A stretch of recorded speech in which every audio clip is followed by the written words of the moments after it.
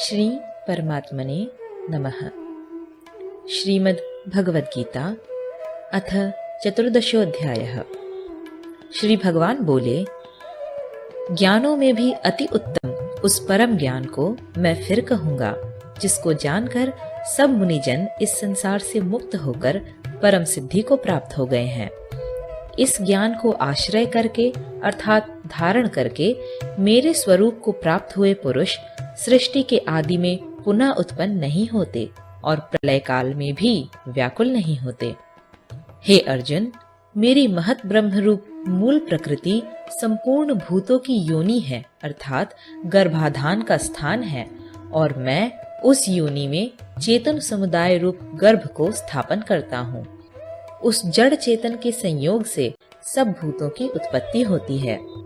हे अर्जुन, नाना प्रकार की सब योनियों में जितनी मूर्तियां अर्थात शरीरधारी प्राणी उत्पन्न होते हैं, प्रकृति तो उन सब की गर्भ धारण करने वाली माता है और मैं बीज को स्थापन करने वाला पिता हूँ। हे अर्जुन, सत्व गुण, रजोगुण और तमोगुण ये प्रकृति से उत्पन्न तीनों गुण अविनाशी जीवात्मा को शरीर में बांधते हैं। हे निष्पाप, उन तीनों गुणों में सत्व गुण तो निर्मल होने के कारण प्रकाश करने वाला और विकार रहित है। वह सुख के संबंध से और ज्ञान के संबंध से अर्थात उसके अभिमान से बांधता है। हे अर्जुन, राग रूप रजोगुण को कामना और आसक्ति से उत्पन्न जान। वह इस जीवात्मा को कर्मों के और उनके फल के संबंध से बांधता है। हे अर्जुन, सब देहाभिमानियों को मोहित करने वाले तमोगुण को तो अज्ञान से उत्पन्न जान। वह इस जीवात्मा को प्रमाद, आलस्य और निद्रा के द्वारा बांधता है। हे अर्जुन, सत्वगुण सुख में लगाता है और रजोगुण कर्म में तथा तमोगुण तो ज्ञान को ढककर प्रमाद में भी लगाता है। हे अर्जुन, रजोगुण और तमोगुण को दबाकर सत्वगुण, सत्वगुण और तमोगुण को दबाकर रजोगुण, वैसे ही सत्वगुण और रजोगुण को दबाकर तमोगुण होता है अर्थात बढ़ता है। जिस समय इस देह में तथा अंतःकरण और इंद्रियों में चेतनता और विवेक शक्ति उत्पन्न होती है, उस समय ऐसा जानना चाहिए कि सत्वगुण बढ़ा है। हे अर्जुन, रजोगुण के बढ़ने पर लोभ, प्रवृत्ति, स्वार्थ बुद्धि से कर्मों का सकाम भाव से आरंभ, अशांति और विषय भोगों की लालसा ये सब उत्पन्न होते हैं।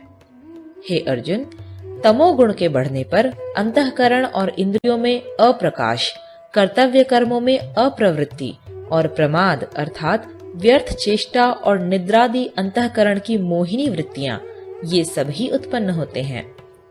जब यह मनुष्य सत्व गुण की वृद्धि में मृत्यु को प्राप्त होता है, तब तो उत्तम कर्म करने वालों के निर्मल दिव्य स्वर्गादि लोकों को प्राप्त होता है।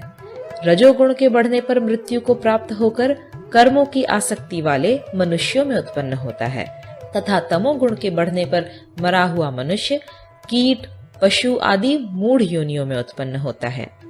श्रेष्ठ कर्म का तो सात्विक अर्थात सुख, ज्ञान और वैराग्य आदि निर्मल फल कहा है।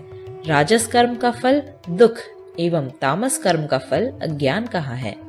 सत्व गुण से ज्ञान उत्पन्न होता है और रजोगुण से निस्संदेह लोभ तथा तमोगुण से प्रमाद और मोह उत्पन्न होते हैं और अज्ञान भी होता है। सत्व गुण में स्थित पुरुष स्वर्गादि उच्च लोकों को जाते हैं। रजोगुण में स्थित राजस पुरुष मध्य में अर्थात मनुष्य लोक में ही रहते हैं और तमोगुण के कार्य रूप निद्रा, प्रमाद और आलस्यादि में स्थित तामस पुरुष अधोगति को अर्थात कीट, पशु आदि नीच योनियों को तथा नरकों को प्राप्त होते हैं। जिस समय दृष्टा तीनों गुणों के अतिरिक्त अन्य किसी को करता नहीं देखता और तीनों गुणों से अत्यंत परे सच्चिदानंद घन स्वरूप मुझ परमात्मा को तत्व से जानता है, उस समय वह मेरे स्वरूप को प्राप्त होता है। यह पुरुष शरीर की उत्पत्ति के कारण रूप इन तीनों गुणों को उल्लंघन करके जन्म, मृत्यु, वृद्धावस्था और सब प्रकार के दुखों से मुक्त हुआ परमानंद को प्राप्त होता है। टिप्पणी: बुद्धि, अहंकार और मन तथा 5 ज्ञानेंद्रियां, 5 कर्मेंद्रियां, 5 भूत, 5 इंद्रियों के विषय, इस प्रकार इन 23 तत्वों का पिंड रूप यह स्थूल शरीर प्रकृति से उत्पन्न होने वाले गुणों का ही कार्य है, इसलिए इन तीनों गुणों को इसकी उत्पत्ति का कारण कहा है।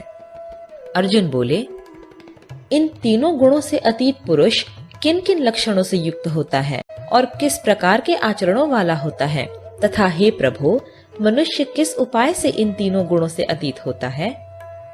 श्री भगवान बोले, हे अर्जुन, जो पुरुष सत्व गुण के कार्य रूप प्रकाश को और रजोगुण के कार्य रूप प्रवृत्ति को तथा तमोगुण के कार्य रूप मोह को भी न तो प्रवृत्त होने पर उनसे द्वेष करता है और न निवृत्त होने पर उनकी आकांक्षा करता है, जो साक्षी के सदृश स्थित हुआ, गुणों के द्वारा विचलित नहीं किया जा सकता और गुण ही गुणों में बरतते हैं, ऐसा समझता हुआ जो सच्चिदानंद घन परमात्मा में एक ही भाव से स्थित रहता है एवं उस स्थिति से कभी विचलित नहीं होता, जो निरंतर आत्म भाव में स्थित, दुख सुख को समान समझने वाला, मिट्टी, पत्थर और स्वर्ण में समान भाव वाला, ज्ञानी, प्रिय तथा अप्रिय को एक सा मानने वाला और अपनी निंदा स्तुति में भी समान भाव वाला है, जो मान और अपमान में सम है, मित्र और वैरी के पक्ष में भी सम है एवं संपूर्ण आरंभों में